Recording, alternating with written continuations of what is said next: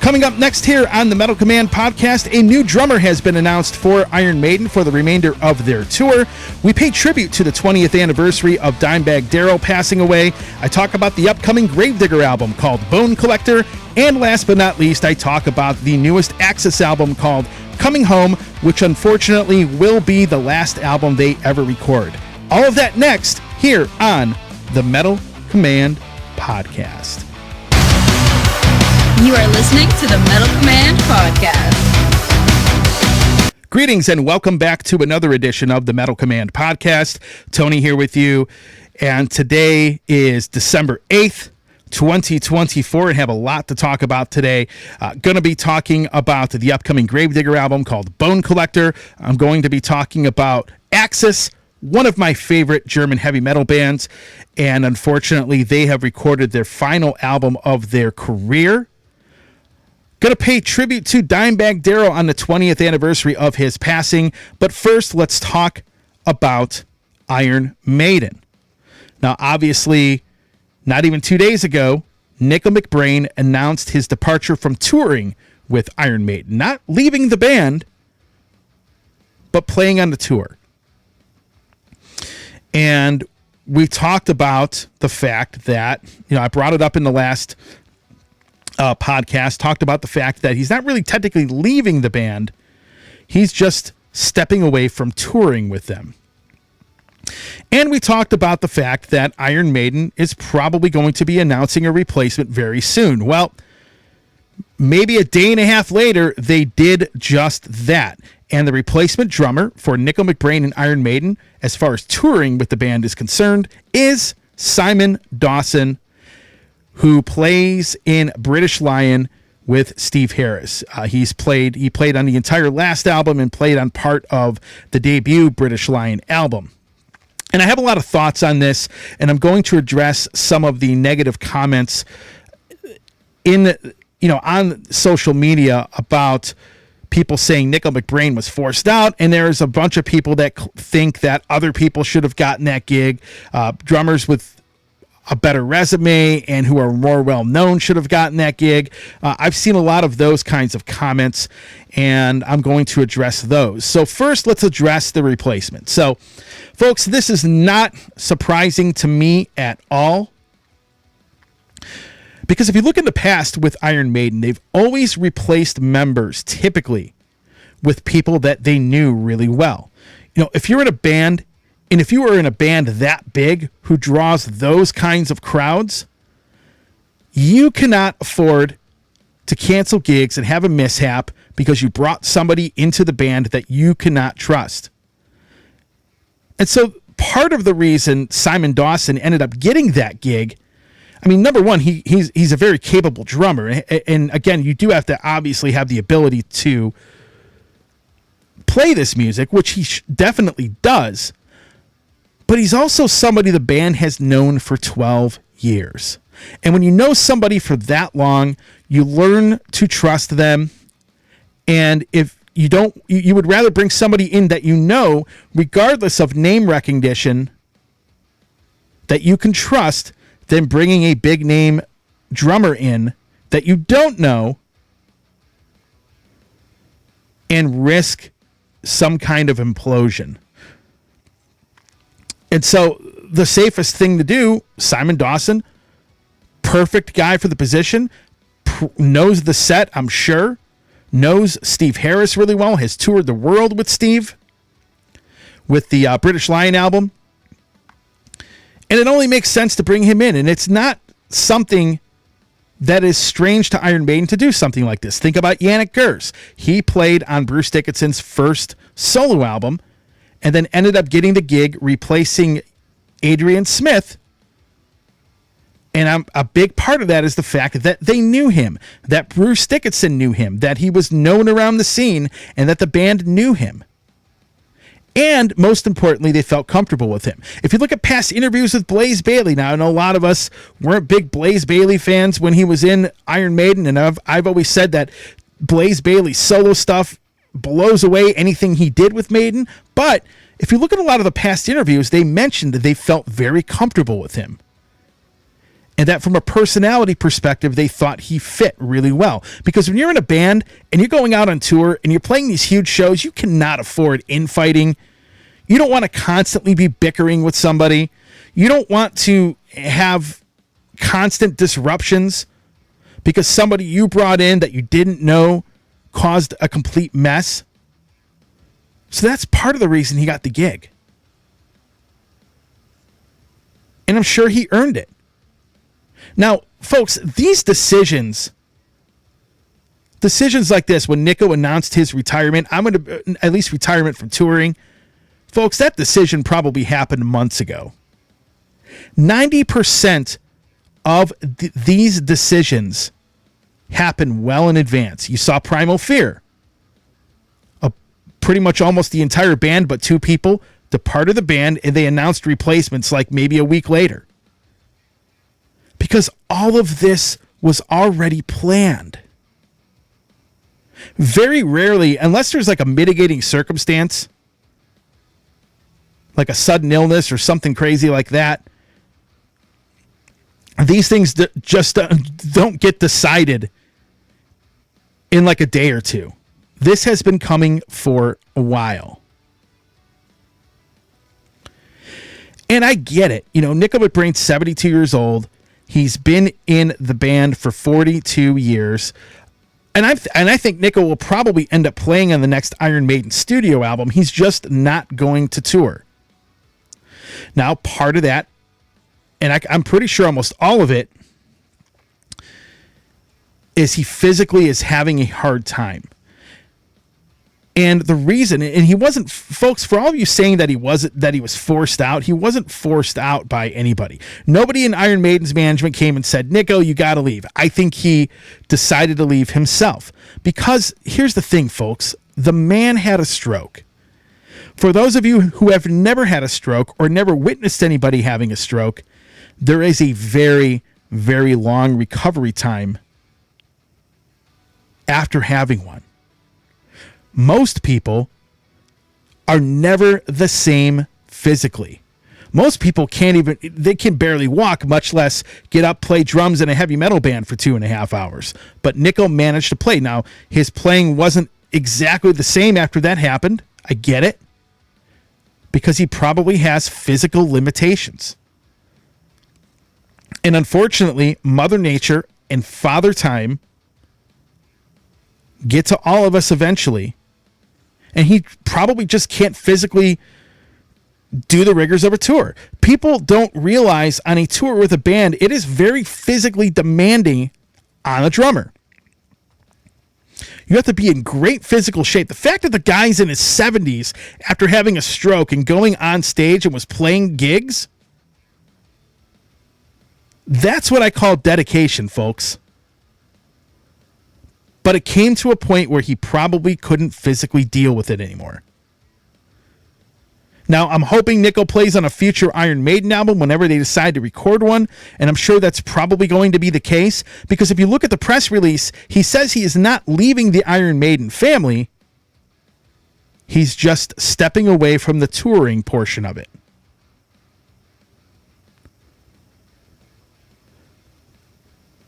So I think Simon Dawson is a great choice. They trust him. They know him. He knows the music. And Steve Harris is probably very comfortable playing on the road with him. And if Steve is comfortable with that, the rest of the guys in the band, I'm sure, are comfortable with that. And they probably know him very well. And he's probably been practicing this set for quite a while now to where he could just step in. It also makes sense, too, that they would just do this very quickly to the public. So Nicko steps down. They wait till they played a huge show in South America. I believe that's where they were at. Give this big farewell. And then a new guy could step in, and then nobody's out there speculating who's going to join Iron Maiden, who's going to be the new drummer on tour. They already had that picked out. And now that it's done and over, it's no longer a story. I think they handled this the right way. They handled it in a manner they needed to handle it, and I think getting a member you can trust in the band makes a lot of sense to me. And I'm excited for them. Look, I've seen Iron Maiden a long time, I mean, not a long time, a lot of times. And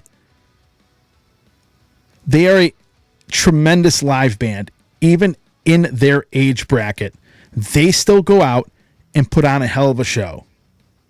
It's sad Nicko is gone. He's a really super nice guy, and I've always had good encounters with him in the past. But they moved on with a guy that I think is going to deliver the goods live, who's hungry for the gig, and who they trust. And that, to me, is the most important thing. So I'm hoping Nicko will play on a future Iron Maiden release. I think he might. I'm sure he will. He might come and guest and play drums at a big festival here and there, I'm sure. Maybe he might help the band and the management out. Plus, he has his own businesses that he has started. I mean, that's all listed in that press release. So that's where I stand in the Iron Maiden thing. I think it's a great pick as his replacement. And I am glad the band is moving forward without a hitch.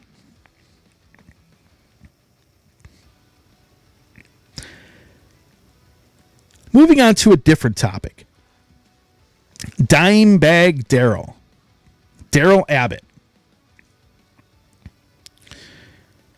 Today is the 20th anniversary of his passing when he was killed at Al Rosavilla in a shooting. Before I get into that, I'm going to give you a brief story about Al Rosavilla, Columbus, Ohio. You know, under a 2-hour drive from where I live. I was actually going to go down there to interview him in Damage Plan for my radio show. I was excited for that gig. Ended up getting into the car. I get to interview Dime in person. I get about 45 minutes out. All of a sudden, the car starts to shake. I blew a tire. I believe it was in Mansfield, Ohio. And that ended my trip very quickly. I never made it to the show. There was a piece of debris. I like to say it was probably a metal shard that you just couldn't see. Ended up getting into the side wall of the tire and pretty much shredded it. So I never went to the gig. I ended up having to go to find a tire shop, which I did. And they replaced all 4 tires. By the time that happened and I was able to even get in to get that done, I would have never made it to the gig. Wake up the next morning, hear about a shooting in Al Rosavilla, and that Dimebag Darrell was dead. Folks, I got to be honest. When I saw that, my jaw about dropped, first of all, because I was not looking to wake up to find out about something like that. And I could have been at that show.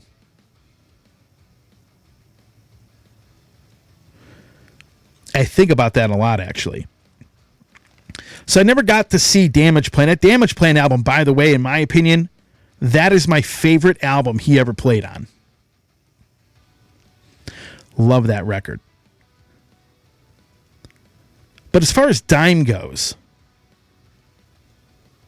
the guy is a legend in the scene. Pantera, whether you like them or not, and I certainly have a lot of haters on the Facebook page that hate Pantera.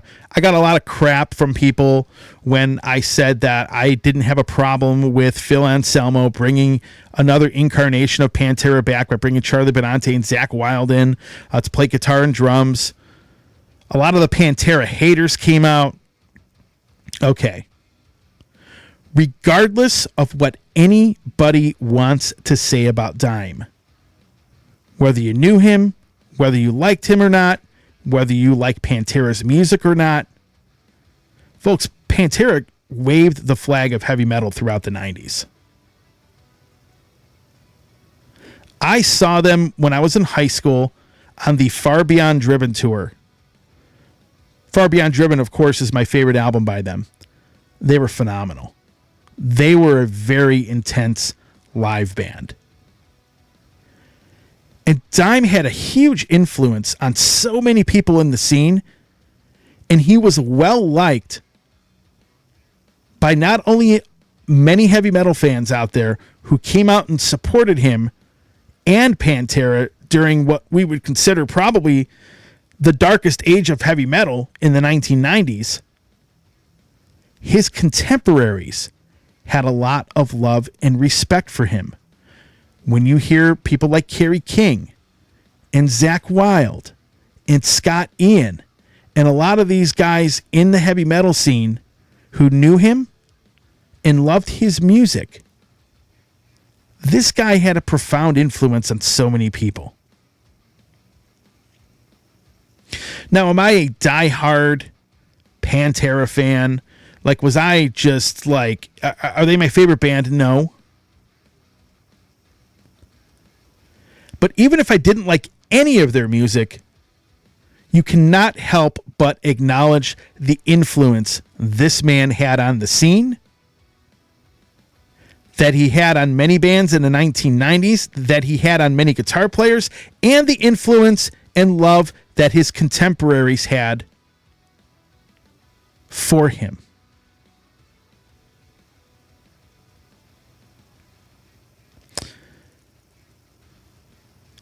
I really, I went back and listened to that Damage Plan album. That thing is pure gold.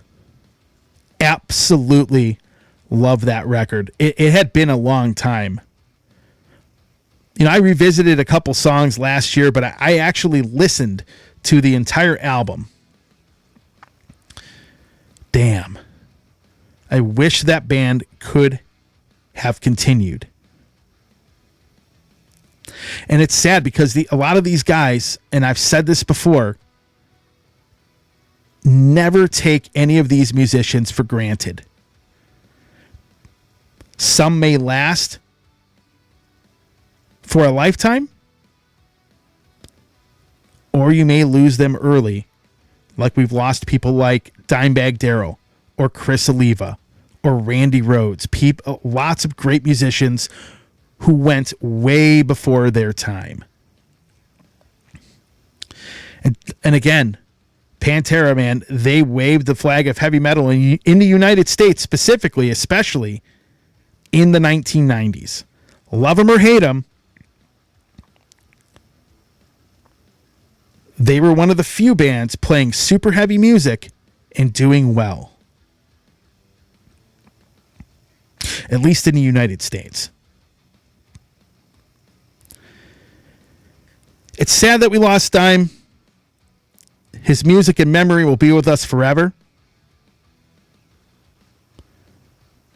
And I'm curious in the comments too, what is your favorite Pantera album, or what is your favorite album that Dime played on? I remember when he did some guest solos on Stomp 442 by Anthrax. Now, I have not actually even seen the reincarnated Pantera, at least the touring version of it. I hear it's pretty good. And I will say exactly what I said about Sabotage yesterday. Pantera's music deserves to be brought to a live audience. And that is a big reason why I am a complete supporter of Zakk Wylde and Charlie Benante joining Rex Brown and Phil Anselmo and playing this music live. They may not record an album, but they are bringing that music to a live audience and to a younger audience.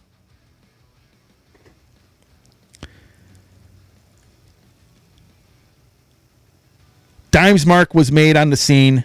It's never going to go away. And that's pretty much all I have to say. Going to go into break. Coming up next, I talk about the upcoming Gravedigger album called Bone Collector.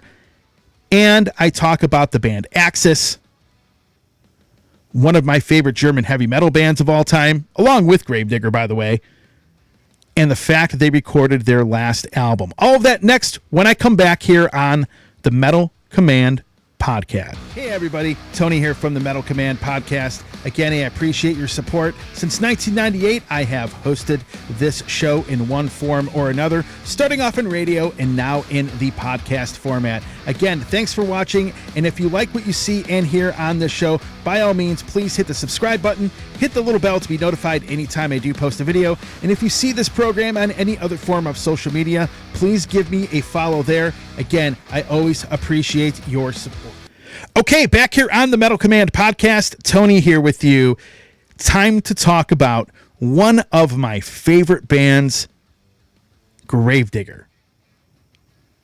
Anyone who knows me, anybody who has followed me, even going back to the beginnings of my radio show, you know that German heavy metal bands, especially the old school bands that came out in the early 80s or late 70s in regards to like Accept and Scorpions and stuff like that, you know Gravedigger is one of my favorite bands of all time. You know, there was an old adage on Noise Records that the like big four of power metal bands, right? You had Halloween, Running Wild, Rage, and of course Gravedigger. Four bands that I still follow today, that I still love, that I still go out and buy albums every single time they come out with a new record. Absolutely love all of these bands. Gravedigger is no exception. Chris Boltondahl has been on my radio show. He has been on the podcast a couple years ago. I met him when Gravedigger came and opened for Blind Guardian in 2000. I think it was like 2015. That's when I first met Chris. And I got to be honest, folks, Chris is a tremendously dynamic frontman. The guy is great with an audience. Having never seen Gravedigger live, I was completely blown away, and they were basically the opening band. I actually ended up getting to sit on a bus with Chris Boltondahl, ended up getting to interview him in person. It was just so much fun talking to the guy, and I am extremely enthused about... I'm excited and I'm enthused about the upcoming Gravedigger album, Bone Collector. I believe it comes out in January, I believe that's when it is. January 17th, 2025. I had to kind of look at my notes over there when this new album is going to be coming out. There are some singles out. You have Kingdom of Skulls was pretty much, I believe, one of the first singles they came out with. But, you know, it is... Gravedigger, to me, is one of the most consistent heavy metal bands of all time. When I started my radio show, I remember Knights of the Cross had just come out. I still consider that one of the best albums they've ever done. But Chris has always done a great job when writing concept records. And there's something about looking at a cover of a Gravedigger album, seeing a Grim Reaper figure, skulls, bones, blood, all of that stuff. It's just kind of part of the experience with that band. Chris's voice is also pretty unique, and when you listen to him sing, whether you like his voice or not, you know it's him. Now, he just had a solo album come out. I was kind of lukewarm on that, to be honest. It sounded a lot like Gravedigger, but I get why he made it a solo album. He worked with some other musicians on it. We have a new guitar player in the band now. But man, Gravedigger never misses a beat. Now, I have not heard the entire album. I've heard some songs. But those songs are very good. I think they're gonna exceed. As far as musically, I already like it better than the last album. Now, the first record I ever bought by Gravedigger, and I may have mentioned this before, it was Symphony of Death. It was actually an EP. I ended up getting that in the Reaper, and then Heart of Darkness and Tunes of War. There were 4 albums. I remember hearing about the band in the 90s. Obviously, imports were very hard to come by here. They cost a ridiculous amount of money back in those days. And it was right around when Tunes of War came out, Heart of Darkness. I don't remember exactly what year, 96 or 97. I do know that I picked up all 4 of those releases because I was afraid someone would buy them and I wouldn't be able to get them. Because even when you special ordered an import CD, you might wait months for it to come in. But I remember Symphony of Death, and I remember just how much I loved that EP, and I'm like, this band is cool. Tunes of War, Rebellion, I'm like, this band is cool. And I've pretty much stuck with them ever since. They're really, like, when I go in their back catalog, there really are no albums I dislike. You know, I've never been a fan of the albums from the 80s, mostly because of the production and the way those records sounded. But they did, of course, re-record a bunch of those songs and made them sound a lot better. So it really wasn't the songs, it was the sound of the records. I have those 80s albums, but was still never really a huge fan. Mainly because of the production. And that's it. The re-recorded versions sound great. So Bone Collector, for me, in my opinion, is going to be one of the band's better albums.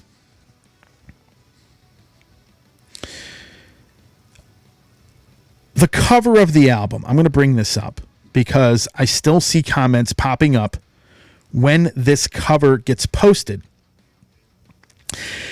And it's basically people complaining that there's too much AI being used in making that cover.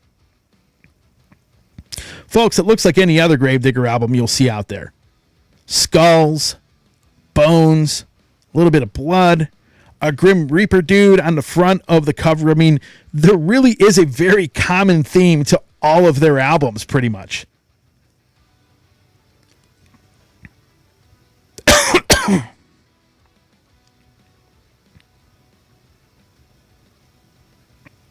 And that common theme is a skeleton with a robe and various skeletons and all sorts of things like that surrounding him. So the album cover, you know, I didn't pay that much attention to it, but folks, I couldn't care less that it's an AI cover. And even if it is, or at least it was partially done with AI, ultimately what matters is the vision of what Chris wanted the cover to look like. Obviously, he has a vision in his head. I believe he designed the cover with somebody, but they used some AI tools to design it. Folks, I use AI tools all the time. I use them in Lightroom and Photoshop. I do photography. Actually, I shoot mainly on film. AI helps me color balance the scans from the film into the computer. And so I'm completely fine with the cover, man. The haters can keep hating, whatever. I think it's dumb to hate them for it. That's my opinion. Because it doesn't really look any different than any other Gravedigger album. And instead of having to basically tell somebody what he's looking for in a cover, why not do it yourself? And then you can tweak it. And then you could tweak it into what you want the cover to look like. So I have no problem with that. I am not a big fan of AI for a lot of things, but for something like that, I get it. And I think the cover looks cool. So new Gravedigger, January 17th, 2025. I'm going to try to get Chris on this show at some point, but I'm excited for that album. I think I think the songs I've heard are very good. I like the production better than the last album. I think it's going to be a good one, folks. Now let's move to a more somber thing, a more somber note. Let's talk about Axxis. Calling it a career as far as recording albums. They recorded their newest album, Coming Home, which came out this year. I had their singer, Bernard Weiss, on my show. Also known as Bernie, as we call him. Really cool dude. Axxis was never really very big outside of Europe. I mean, I'm sure they probably have some fans in Japan, like many heavy metal bands do, but never really made hardly a dent in the States. Almost nobody really has ever paid attention to that band. But they are a very good band and a very interesting band, and they are very diverse. The early stuff on EMI Records, which came out, like late 80s, early 90s, more like hard rock styled stuff. Then in the early 2000s to the mid 2000s, they were more of like a power metal band. And then the albums after like the mid 2000s are kind of a mix of everything that they've done. You got some power metal on there. You have some hard rock elements on there. And they are very diverse records. Coming Home is no different. But this is the ultimate DIY band. Because they've always wanted, like Bernie always said, I want to be the opening band. I do not care about headlining. And there's a lot of reasons why. You don't have to put up a bunch of money for a tour. You can get on a tour and play, pay your expenses, and be gone. But the band has successfully made a living making music. And it's been a lot of fun to be able to follow them for all this time. Again, not a band well known here in the United States, but when you go to Germany and Central Europe and probably Japan, they have a reputation. People know who they are. And the one thing I can say about Axxis, they have never put out the same album twice. It reminds me of Judas Priest in the sense that Judas Priest, every single album is distinctly different. Now, some people might make the argument about Priest that Defenders of the Faith and Screaming for Vengeance are the same, or that Invincible Shield and Firepower are the same. Okay. But those albums are still a lot different from each other in many ways. I could say the same thing about Axxis. Axxis is a band that has never, ever put out the same album twice.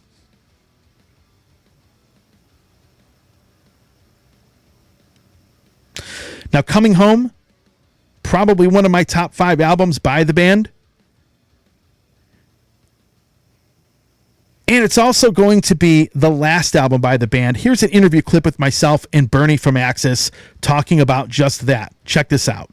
Welcome, Bernie from Axxis, one of my favorite German heavy metal bands that I've been following for quite a long time. And new album finally after a very long time, Coming Home. Oh, you got it already. Cool. I got it already. Yeah, a very good record, actually. One of the things I like about it, and I haven't really talked too much about it, but I think I really like the songs on it. I think the production and the mix is very well done, very well polished, and overall, very good record. Probably, in my opinion, one of the better albums you've put out. So let's talk about the new album, Coming Home. Yeah. Talk about the concept behind it. And, he's got a really awesome cover. And just in general, I think it's very good. Yeah, the cover is wonderful. Thomas Everard, he did already the cover from Paradise in Flames, and I didn't know this. And he said to me, we met us on the Knockout Festival, and I saw his huge pictures in a small hall there, and I was fascinating about his job. And I asked him for the new Axxis cover, to work for the new Axxis cover, and he said, okay, and now this is our idea. This warrior with a flag and a baby in his arms, and the KI, the AI machine animal head on this warrior, and he did it. He painted, and it looks wonderful, and I think it's great. And it works with the title Coming Home in the beginning. Coming Home, I think it was a little bit a weak title for a rock album, because it's sounds like country and western or something like that. We're very weak in my opinion. But on the other hand, it's working with the story behind it, because this is our last record, and the Axxis circle is closing right now, and we are coming home, and we are playing in every town again this year, and we're coming home in every town to our fans. And so the concept of this album, we try to get a concept in this album, because we wrote all the songs during the Corona phase. and we couldn't meet each other so much. So one week we wrote this song, the other week we wrote that song, and the concept was to try to show the people on this record the wide range of different styles Axxis did over the 35 years, and that's what we tried to get. And if it's working for you, by the way, it's wonderful.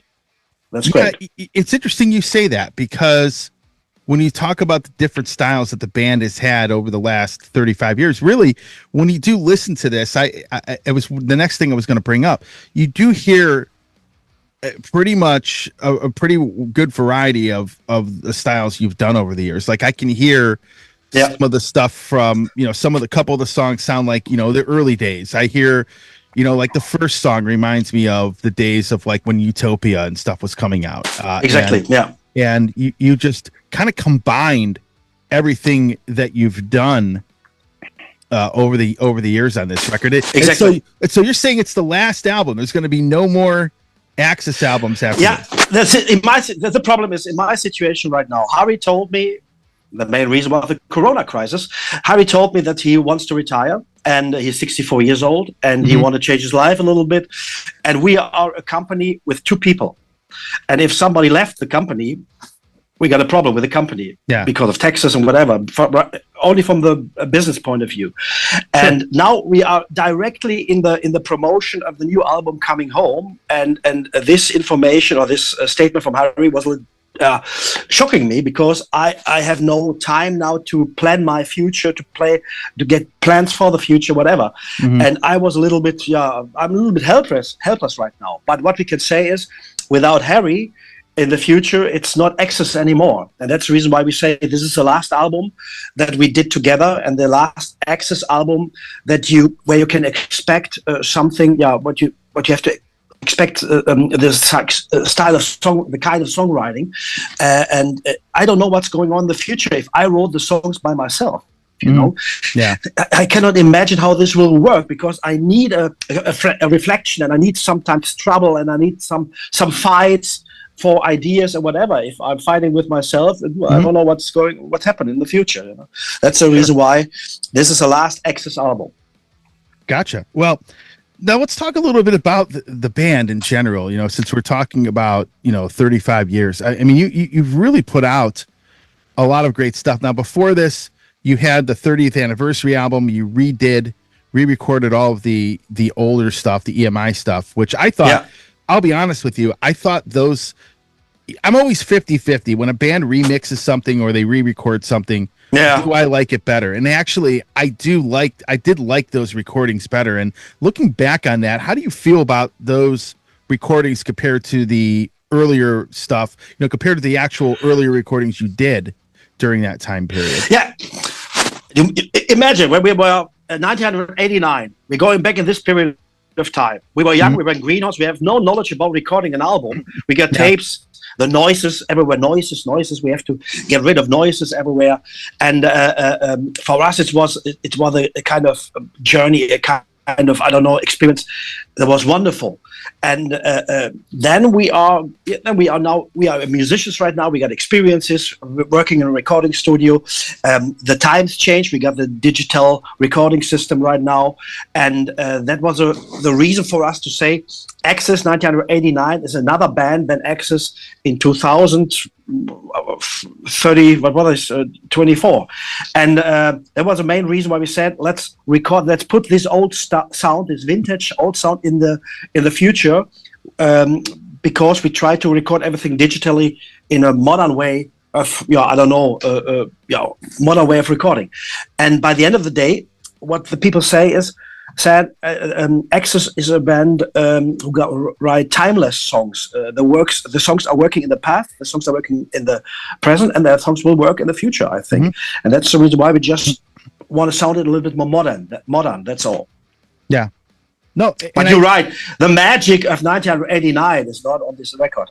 Yeah, but I got to be honest with you. I think some of the songs, the way that they were recorded, I like the way they sound better than the original ones. And you came out with that right during pandemic time, and then you had that EP that you put out, Virus of a Modern Kind, kind of more of kind of more of a, I guess, a demo, right? I mean, I remember that coming out. It was basically, I mean, were they leftover songs that you put out, or were they written for that, or, you know? No, Virus of a Modern Time was written in 2006 for a theater project called the Prometheus Brain Project, where we put songs together. We try to look in the future in 2006, what's going on in the future in Germany or Europe or in the world. Yeah. And we're talking about boats of hope, that a lot of people coming to Europe with boats, and it's happening in this period of time. And we're talking about a virus that's spreading over the whole world, and it's coming out in 2020, 2020, no? What is it? And that was horrible. We saw this theater project, this song material for the theater project, and we see that everything what we wrote, what we're talking about, was reality right now. And that was the main reason why we put this only digitally in the market. And that's Bernie talking about the album and talking about the fact it's the last album of their career. Now, I know a lot of you watching this show probably have never heard this band.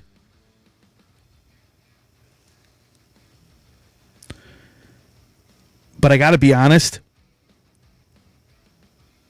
I'm going to go into my phone here, because I compiled a top 5 list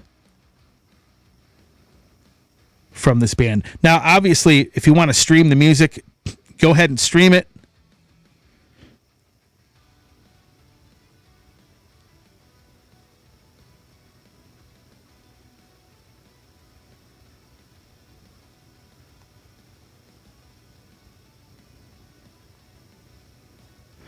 Phenomenal band, folks. Favorite Axxis album, Paradise in Flames. To me, that's their best record. If you want to listen to the EMI stuff and get it all in one compilation, there is an anniversary album. A bunch of re-recordings from those days. Coming Home, the newest album, I think is very good. I was just looking up to see if they were on all the streaming platforms, and it looks like they are. Check them out, folks. If you like to stream music, check them out. Good band. Sad to see them go. I want to personally thank Bernie for taking the time to come on this show over the years. Really cool dude. Really good band. Lots of great records that they have come out with. And that about does it today for December 8th, 2024. Thanks for watching. And again, if you like what you see and hear on this podcast, by all means, hit the subscribe button. Hit that little bell to be notified anytime I do post a video here on YouTube. And if you are following this show on any other form of social media, give me a like and a follow there. Thanks for watching. Stay metal.